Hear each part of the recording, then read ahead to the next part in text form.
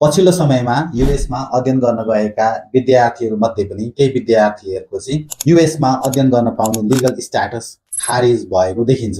यो चाहिँ एकदमै अलार्मिङ छ। पछिल्लो मार्च 2025 देखिको इमिग्रेसन एन्ड कस्टम इन्फोर्समेन्टको डेटालाई हेर्दाखेरि चाहिँ युएसमा 4700 भन्दा बढी विद्यार्थीहरूको चाहिँ भिजा खारेज भएको देखिन्छ।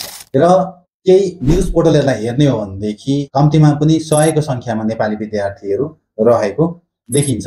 अब किन यसरी विद्यार्थीहरूको भिजा चाहिँ खारेज हुँदैछ भन्दाखेरि जुन विद्यार्थीहरू चाहिँ कलेज जाँदैनन्, टाइमली असाइनमेन्ट गर्दैनन् अथवा आफ्नो युनिभर्सिटीलाई चाहिँ इन्फर्म नगरिकन नै अर्को कलेज ट्रान्सफर गरेका हुन्छन् अथवा ड्रप आउट भएका हुन्छन्, त्यस्ता विद्यार्थीहरूको चाहिँ भिजा धमाधम खारेज भइरहेको छ। रिसेन्टली नै इन्डियामा भएको युएस एम्बेसीले मे 27 मा चाहिँ यही विषयलाई लिएर एउटा अलार्मिङ मेसेज चाहिँ सोशल मिडिया एक्समा चाहिँ पोस्ट छोडेको छ, जसमा चाहिँ उसले if you drop out, skip classes or leave your program without informing your schools, your student visa may be revoked भन्ने खालको मेसेज चाहिँ उसले लेखेको छ।